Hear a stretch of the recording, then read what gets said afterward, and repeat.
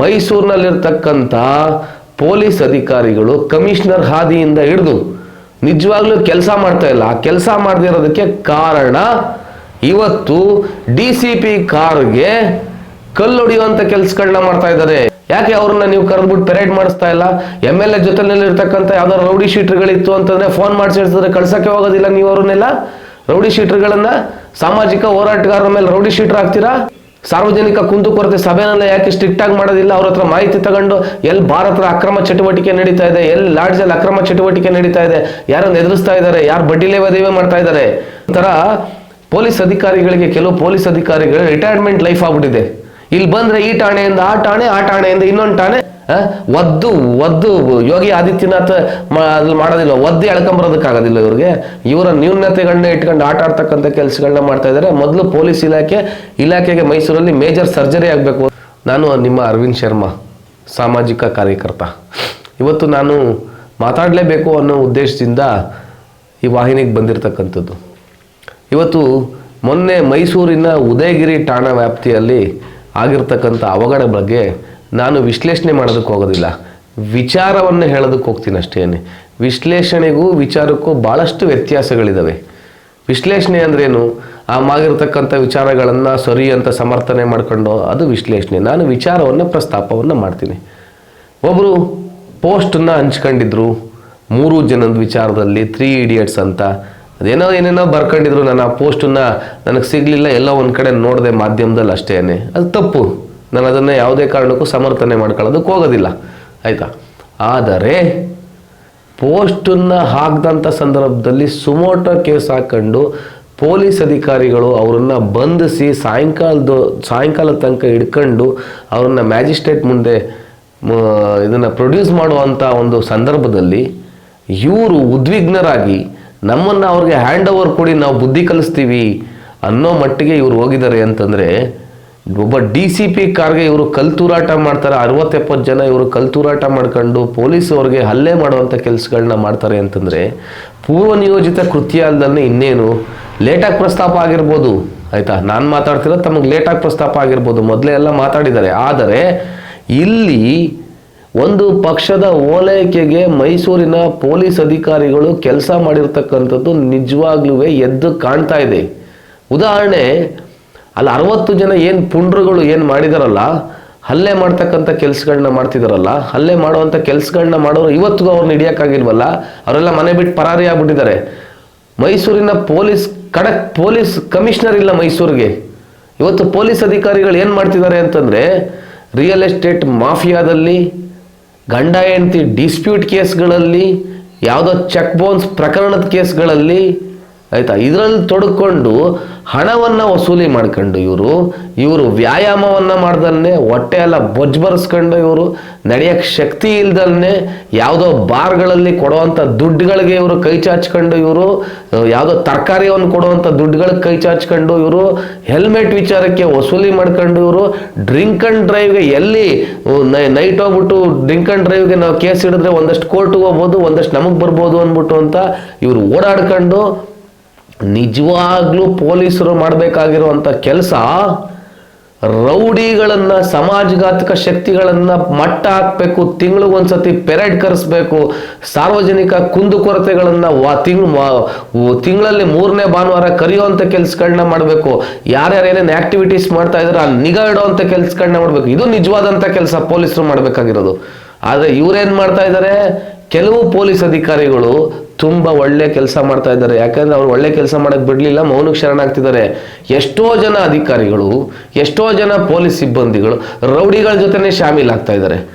Dispute ಲ್ಯಾಂಡ್ಗಳಲ್ಲಿ ಕೈ ಹಾಕ್ತಿದ್ದಾರೆ, ಆಯಿತಾ. ಯಾವುದು ಕೋರ್ಟು ವ್ಯಾಜ್ಯಗಳಲ್ಲಿರ್ತಕ್ಕಂಥ ಲ್ಯಾಂಡ್ಗಳಲ್ಲಿ ಕೈ ಹಾಕಿ ಅದ್ರ ಆಪೋಸಿಟ್ ಅವ್ರ ಜೊತೆ ಶಾಮೀಲಾಗಿ ಯಾರು ಪಟ್ಟಬದ್ಧ ಹಿತಾಸಕ್ತಿಗಳು ಖಾಲಿ ಮಾಡಿಸ್ತಾರಲ್ಲ ಅದರಲ್ಲಿ ಕೈ ಹಾಕೊಂಡು ಕೂರುವಂಥ ಕೆಲಸಗಳನ್ನ ಮಾಡ್ತಾ ಇದ್ದಾರೆ. ಇದು ಪೊಲೀಸ್ ವ್ಯವಸ್ಥೆನ? ಇದು ಪೊಲೀಸ್ ವ್ಯವಸ್ಥೆನ? ಇದು ರೌಡಿಗಳು ಇವತ್ತು 50 ರೂಪಾಯಿ 100 ರೂಪಾಯಿ ಗ್ಲಾಸ್ ಹಾಕೊಂಡು ದೊಡ್ಡ ಫ್ಲೆಕ್ಸ್ಗಳನ್ನ ಹಾಕೊಂಡು ನಿಂತ್ಕೊಂಡಿದಾರಲ್ಲ, ದೊಡ್ಡ ಮೊಬೈಲ್ ಹಿಡ್ಕೊಂಡು ಇನ್ನೊಂದು ಮತ್ತೊಂದು ಮಾಡ್ಕೊಂಡಿದಾರಲ್ಲ, ಅದನ್ನು ಕಡಿವಾಣ ಹಾಕಕ್ಕಾಗ್ತಿಲ್ವಾ? ಪತ್ರಿಕೆಗಳಲ್ಲಿ ರೌಡಿಗಳೆಲ್ಲರೂ ರೌಡಿ ಲಿಸ್ಟಲ್ಲಿ ಇರ್ತಕ್ಕಂಥವ್ರು ಪತ್ರಿಕೆಗಳಲ್ಲಿ ಅಡ್ವರ್ಟೈಸ್ಮೆಂಟ್ ಕೊಡ್ತಾ ಇದಾರಲ್ಲ, ಅದ್ರ ಮೇಲೆ ನಿಗಾ ಇಡಕ್ಕಾಗ್ತಿಲ್ವಾ ನಿಮಗೆ? ಇವರೇನು ದೊಡ್ಡ ಸಮಾಜ ಉದ್ಧಾರ ಮಾಡಿರ್ತಕ್ಕಂಥವ್ರ? ಇವರು ಸ್ವತಂತ್ರ ಹೋರಾಟಗಾರರ? ಇವರು ಇಲ್ಲ ಚಳುವಳಿಗಾರರ? ಇವರು ನೀವು ಚಳುವಳಿಗಾರರ ಮೇಲೆ ಕಣ್ಣಿಡ್ತೀರಾ. ಚಳುವಳಿಗಾರನ ಏನಾರು ಒಂಚೂರು ಹೆಚ್ಚು ಕಮ್ಮಿಯಾಗಿ ಸಿಗಾಕೊಂಡ್ಬಿಟ್ರೆ ಅವ್ನ ಹಾಳು ಮಾಡೋಕ್ಕೆ ಅಂತ ನೋಡ್ತಾ ಇರ್ತೀರಾ. ಒಬ್ಬ ರೌಡಿನ ವಿಶ್ವಾಸಕ್ಕೆ ತಗೊಂಡು ಅಲ್ಲಿರ್ತಕ್ಕಂಥ ಸ್ಥಳೀಯ ಠಾಣೆನಲ್ಲಿ ಇರ್ತಕ್ಕಂಥವ್ರು ರೌಡಿಗಳನ್ನ ಬೆಳೆಸುವಂತ ಕೆಲಸಗಳನ್ನ ಮಾಡ್ತಾ ಇದ್ದಾರೆ. ಫ್ಲೆಕ್ಸ್ಗಳ ಮೇಲೆ ನಿಮ್ಗೆ ನಿಗಾ ಬರ್ತಿಲ್ವಾ? ನಿಮ್ಗೆ ದೊಡ್ಡ ದೊಡ್ಡ ಫ್ಲೆಕ್ಸ್ ಹಾಕ್ಸ್ಕೊತಾರಲ್ಲ, ಪತ್ರಿಕೆಗಳಲ್ಲೆಲ್ಲ ಅಡ್ವರ್ಟೈಸ್ಮೆಂಟ್ ಕೊಡ್ತಾರಲ್ಲ ಕೆಲವು ರೌಡಿಗಳು, ಹುಡ್ದಬ್ಬಕ್ಕೆ ಇನ್ನೊಂದಕ್ಕೆ ಮಗದೊಂದಕ್ಕೆ ಎಲ್ಲ ರೋಡಲ್ಲಿ ಬರ್ತಡೇ ಆಚರಣೆ ಮಾಡ್ಕೊತಾ ಇದಾರಲ್ಲ, ಅದಕ್ಕೆ ನಿಮ್ಗೆ ಗಮನ ಬರ್ತಿಲ್ವಾ? ನಿಮ್ಗೆ ಕಾಲ್ ಮುರಿಯುವಂತ ಕೆಲಸಗಳನ್ನ ಮಾಡಕ್ಕಾಗಲ್ವಾ ನಿಮ್ಗೆ? ಯಾಕೆ ನಿಮ್ಗೆ ಹೆದರಿಕೆನ? ನಿಮ್ಗೆ ಅಧಿಕಾರ ಕೊಟ್ಟಿರೋದೇನಕ್ಕೆ? ಮೈಸೂರಿನಲ್ಲಿರ್ತಕ್ಕಂಥ ಪೊಲೀಸ್ ಅಧಿಕಾರಿಗಳು ಕಮಿಷನರ್ ಹಾದಿಯಿಂದ ಹಿಡಿದು ನಿಜವಾಗ್ಲೂ ಕೆಲಸ ಮಾಡ್ತಾ ಇಲ್ಲ. ಆ ಕೆಲಸ ಮಾಡದಿರೋದಕ್ಕೆ ಕಾರಣ ಇವತ್ತು DCP ಕಾರ್ಗೆ ಕಲ್ಲು ಹೊಡೆಯುವಂತ ಕೆಲಸಗಳನ್ನ ಮಾಡ್ತಾ ಇದ್ದಾರೆ. ಆಯ್ತಾ? ಪೊಲೀಸ್ ಅಧಿಕಾರಿಗಳಿಗೆ ಕಲ್ಲು ಹೊಡೆಯುವಂತ ಕೆಲಸಗಳನ್ನ ಮಾಡ್ತಾ ಇದ್ದಾರೆ. ಯಾಕೆ ನೀವು ಅವ್ರನ್ನ ಕಂಟ್ರೋಲ್ ತಗೊಳ್ತಾ ಇಲ್ಲ? ಉದಯಗಿರಿ ಲಿಮಿಟ್ಸ್ ಅಲ್ಲಿ ಎಷ್ಟು ಜನ ರೌಡಿ ಶೀಟರ್ಗಳಿದ್ದಾರೆ? ಯಾಕೆ ಅವ್ರನ್ನ ನೀವು ಕರೆದ್ಬಿಟ್ಟು ಪೆರೇಡ್ ಮಾಡಿಸ್ತಾ ಇಲ್ಲ? MLA ಜೊತೆನಲ್ಲಿ ಇರ್ತಕ್ಕಂಥ ಯಾವ್ದಾದ್ರು ರೌಡಿ ಶೀಟರ್ಗಳಿತ್ತು ಅಂತಂದ್ರೆ ಫೋನ್ ಮಾಡಿಸಿದ್ರೆ ಕಳ್ಸಕ್ಕೆ ಹೋಗೋದಿಲ್ಲ ನೀವು ಅವ್ರನ್ನೆಲ್ಲ? ರೌಡಿ ಶೀಟರ್ಗಳನ್ನ ಸಾಮಾಜಿಕ ಹೋರಾಟಗಾರರ ಮೇಲೆ ರೌಡಿ ಶೀಟರ್ ಆಗ್ತೀರಾ?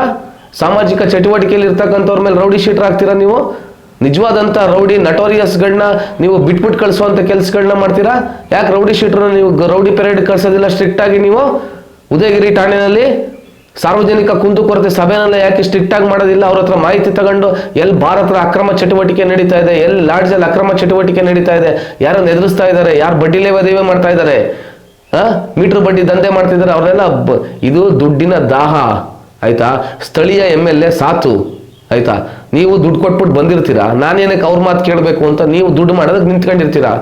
ಇದು ಆಗ್ತಿರ್ತಕ್ಕಂಥದ್ದು ಮೈಸೂರಲ್ಲಿ. ಮೈಸೂರು ಒಂಥರ ಪೊಲೀಸ್ ಅಧಿಕಾರಿಗಳಿಗೆ, ಕೆಲವು ಪೊಲೀಸ್ ಅಧಿಕಾರಿಗಳು ರಿಟೈರ್ಮೆಂಟ್ ಲೈಫ್ ಆಗ್ಬಿಟ್ಟಿದೆ. ಇಲ್ಲಿ ಬಂದ್ರೆ ಈ ಠಾಣೆಯಿಂದ ಆ ಠಾಣೆ, ಆ ಠಾಣೆಯಿಂದ ಇನ್ನೊಂದು ಠಾಣೆ, ಇಲ್ಲೇ ಇವರು 16 ವರ್ಷ ಕೂತ್ಕೊಂಡಿರೋಂಥ ಇಲ್ಲ ಅಧಿಕಾರಿಗಳು ಹಂಗೇನೆ. ಆಮೇಲೆ ಪೊಲೀಸ್ ಇಲಾಖೆಯಲ್ಲಿ ಇರ್ತಕ್ಕಂಥ ಅಧಿಕಾರಿಗಳು, ಬೇರೆ ಇಲಾಖೆಯಲ್ಲಿ ಇರ್ತಕ್ಕಂಥ ಅಧಿಕಾರಿಗಳು ಹಂಗೇನೆ. ಇಲ್ಲಿ ಬಿಟ್ರೆ ಅಲ್ಲಿ, ಅಲ್ಲಿ ಬಿಟ್ರೆ ಇಲ್ಲೇ. ಇವ್ರಿಗೆ ರಿಟೈರ್ಮೆಂಟ್ ಜಾಗ ಇದು. ಇಲ್ಲಿ ಬಿಟ್ಬಿಟ್ಟು ಬೇರೆಯವ್ರನ್ನೇನು ಹಾಕೋದಿಲ್ಲ. ಖಡಕ್ ಆಫೀಸರ್ನ ಹಾಕಿ, ನೀವು ಖಡಕ್ ಕಮಿಷನರ್ನ ಹಾಕಿ. ಆಯ್ತಾ? ಅಲ್ಗಿಂಚ್ಕೊಂಡು ನಿಂತ್ಕೊಳ್ಳುವಂತ ಕಮಿಷನರ್ ಬೇಕಾಗಿಲ್ಲ ಮೈಸೂರಿಗೆ. ಮೈಸೂರಿಗೆ ಬೇಕಾಗಿರೋದು ಖಡಕ್ ಕಮಿಷನರ್ ಬೇಕಾಗಿದೆ. ಯಾಕೆ? ಉದಯಗಿರಿ ಯಾವ ದೊಡ್ಡ ವಿಚಾರ ರೀ? ಉದಯಗಿರಿ ಆಗ್ಲಿ ಇನ್ನೊಂದಾಗ್ಲಿ ನೋಡಿ, ಆ ಪೋಸ್ಟ್ ಹಾಕಿರೋದು ಅಕ್ಷಮ್ಯ ಅಪರಾಧ. ನಾನು ಒಪ್ಕೋತೀನಿ ಅದನ್ನ. ಆಯ್ತಾ? ಅಕ್ಷಮ್ಯ ಅಪರಾಧ, ಕ್ಷಮಿಸಲಾರದೆ ಇರತಕ್ಕಂಥ ಅಪರಾಧ. ಆದರೆ ನಮ್ಮ ಧಾರ್ಮಿಕ ಭಾವನೆಗಳಿಗೆ ಧಕ್ಕೆ ತರುವಂತ ಪೋಸ್ಟ್ಗಳನ್ನ ಅವರು ಜನಾಂಗದಲ್ಲೂ ಆಗ್ತಾರಲ್ಲ. ರಾಮನ್ನ ನಾವು ಅಸ್ಮಿತೆ, ಕೃಷ್ಣನ ನಾವು ಸದ್ಭಾವದಿಂದ ನೋಡ್ತೀವಿ. ಆಯ್ತಾ? ರಾಮನ ಬಗ್ಗೆ, ಕೃಷ್ಣನ ಬಗ್ಗೆ ಅವಹೇಳನಕಾರಿಯಾಗಿ ಪೋಸ್ಟ್ ಆಗ್ತಾರಲ್ಲ, ಅದ್ರ ಮೇಲೆ ಏನು ಕ್ರಮ ತಗೊಂಡಿದ್ದೀರಾ ನೀವು?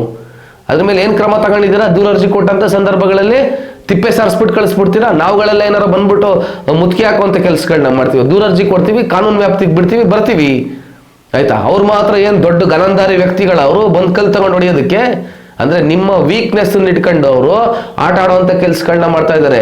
ಮೊದಲನೇದಾಗಿ ಮೈಸೂರಲ್ಲಿ ಯಾರ್ಯಾರ ರೌಡಿಗಳು, ಆಯ್ತಾ, ಅಡ್ವರ್ಟೈಸ್ಮೆಂಟ್ಗಳು ಕೊಟ್ಕೋತಾರೆ, ದೊಡ್ಡ ದೊಡ್ಡ ಫ್ಲೆಕ್ಸ್ ಹಾಕಿಸ್ತಾರೆ, ಪತ್ರಿಕೆಗಳಲ್ಲಿ ಅಡ್ವರ್ಟೈಸ್ಮೆಂಟ್ ಕೊಡ್ತಾರೆ, ದೊಡ್ಡ ದೊಡ್ಡ ಹುಟ್ಟು ಹಬ್ಬದ ಶುಭಾಶಯಗಳು, ಅದ್ರ ಮೇಲೆ ನಿಗಾ ಇಡುವಂತ ಕೆಲಸ ಮಾಡ್ರಿ ನೀವು.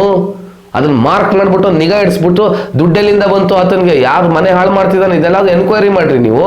ಅಡ್ವರ್ಟೈಸ್ಮೆಂಟ್ ಏನಕ್ಕೆ ಕೊಡ್ತಾನೆ? ನೀವೇನಕ್ಕೆ ಸಹಿಸ್ಕೊತಾ ಇದ್ದೀರ ರೌಡಿ ಶೀಟರ್ಗಳನ್ನ? ಎಷ್ಟು ಜನ ರೌಡಿ ಶೀಟರ್ಗಳು ಪಟ್ಟಿ ಕೊಡೋದಾ? ಅಡ್ವರ್ಟೈಸ್ಮೆಂಟ್ ಕೊಡ್ತಾ ಇರೋದು ನಿಮ್ಗೇನು ತಲೆಲೇನು ಬುದ್ಧಿ ಇಲ್ವಾ ನಿಮ್ಗೆ? ಇದನ್ನ ನೀವು ಬಲಿ ಹಾಕುವಂತ ಕೆಲಸಗಳನ್ನ ಮಾಡಿದ್ರೆ ಸಮಾಜ ಸುಭಿಕ್ಷವಾಗಿರ್ತದೆ. ಆ ಕಡೆ ಸಮಾಜದಲ್ಲಿರ್ತಕ್ಕಂಥವ್ರು ಕೋಮುಗಲಭೆಗೆ ಕಾರಣರಾದ್ರೆ ಅವ್ರದ್ದು ತಪ್ಪು, ಈ ಕಡೆ ಸಮಾಜದಲ್ಲಿರ್ತಕ್ಕಂಥವ್ರು ಕೋಮುಗಲಭೆ ಕಾರಣ ಆದ್ರೆ ಇವ್ರದ್ದು ತಪ್ಪಿದೆ. ಎರಡೂವೇ ಯಾವುದು ಕ್ಷಮಿಸುವಂತ ವಿಚಾರ ಅಲ್ಲ. ಆದರೆ ಪೊಲೀಸ್ ಇಲಾಖೆ ಈ ವಿಚಾರದಲ್ಲಿ ಖಡಕ್ ಆಗಿರ್ಬೇಕು. ಖಡಕ್ ಆಗಿಲ್ಲ ಅಂತಂದ್ರೆ ಇಂಥ ಅವಘಡಗಳು, ಅಚಾತುರ್ಯಗಳು ನಡೆಯುತ್ತೆ. ಇಲ್ಲ ಅಂದ ಪಕ್ಷದಲ್ಲಿ ಮುಂದಿನ ದಿನಗಳಲ್ಲಿ ದೊಡ್ಡ ಅಪರಾಧಕ್ಕೆ ಕಾರಣ ಆಗುತ್ತೆ ಅಂತ ಈ ಮೂಲಕ ಹೇಳೋದಕ್ಕೆ ಇಷ್ಟಪಡ್ತೀನಿ. ಅಷ್ಟೇ. ಧನ್ಯವಾದ. ಪೊಲೀಸ್ ಇಲಾಖೆಗೆ ಫ್ರೀಯಾಗಿ ಕೆಲಸ ಮಾಡೋದಕ್ಕೆ ಆಗ್ತಾ ಇಲ್ಲ, ಫ್ರೀ ಹ್ಯಾಂಡ್ ಕೊಡ್ತಾ ಇಲ್ಲ. ಸ್ಥಳೀಯ MLA ಇಲ್ಲಿ ಪೊಲೀಸ್ ಇಲಾಖೆಯಲ್ಲಿ ಇರ್ತಕ್ಕಂಥ ಅಧಿಕಾರಿಗಳನ್ನ ಕೂಡ ಇಡ್ತಕ್ಕಂಥ ಕೆಲಸಗಳನ್ನ ಮಾಡ್ತಾ ಇದ್ದಾರೆ. ಇವರು ಕೂಡ ಇವ್ರ ವೀಕ್ನೆಸ್ ಅನ್ನ ಅವ್ರಿಗೆ ಬಿಟ್ಕೊಟ್ಬಿಟ್ಟು ಇವರು ಅವ್ರ ಪರವಾಗಿ ಕೆಲಸ ಮಾಡುವಂತ ಕೆಲಸಗಳನ್ನ ಮಾಡ್ತಾ ಇದ್ದಾರೆ. ಹಂಗಾಗಿ ಆ ಪುಂಡ್ರನ್ನ ಬಲಿ ಹಾಕಕ್ ಆಗ್ತಿಲ್ಲ. ಮನೆ ಮುಂದೆ ಹೋಗ್ಬಿಟ್ಟು ಹಲ್ಗಿಂಚ್ಕೊಂಡು ಬಂದಿದ್ದಾರೆ. ಅವನಿಲ್ಲ ಎಲ್ಲ ಓಡೋಗಿದೆ ಅಂದ್ರೆ ಹಲ್ಗಿಂಚ್ಕೊಂಡು ಬರೋದ ಇವರು? ಬೆಳಗ್ಗೆ ನಾವು ಟಿವಿಗಳಲ್ಲಿ ನೋಡ್ತಾ ಇದ್ವಿ, ಇವ್ರು ಪೆರೇಡ್ ಹೋಗ್ತಾರೆ, ಅವ್ರ ಮನೇಲಿ ಇಲ್ಲ ಅಂದ್ರೆ ಎಲ್ಲ ಒಟ್ಟಾಗಿದ್ದಾರೆ ಅಂದ್ರೆ ಇವ್ರು ಹಲ್ಗಿಂಚ್ಕೊಂಡು ಬರ್ತಾರೆ ಅಷ್ಟೇನೆ. ಇದು ಬೇಕಾ ಇದು ಸಮಾಜಕ್ಕೆ? ಒದ್ದು ಯೋಗಿ ಆದಿತ್ಯನಾಥ್ ಅದ್ರಲ್ಲಿ ಮಾಡೋದಿಲ್ಲ, ಒದ್ದು ಎಳ್ಕೊಂಬರೋದಕ್ಕಾಗೋದಿಲ್ಲ ಇವ್ರಿಗೆ. ಇವರ ನ್ಯೂನತೆಗಳನ್ನ ಇಟ್ಕೊಂಡು ಆಟ ಆಡ್ತಕ್ಕಂಥ ಕೆಲಸಗಳನ್ನ ಮಾಡ್ತಾ ಇದ್ದಾರೆ. ಮೊದಲು ಪೊಲೀಸ್ ಇಲಾಖೆಗೆ ಮೈಸೂರಲ್ಲಿ ಮೇಜರ್ ಸರ್ಜರಿ ಆಗಬೇಕು. ಇದು ರೈಟ್ ನ್ಯೂಸ್.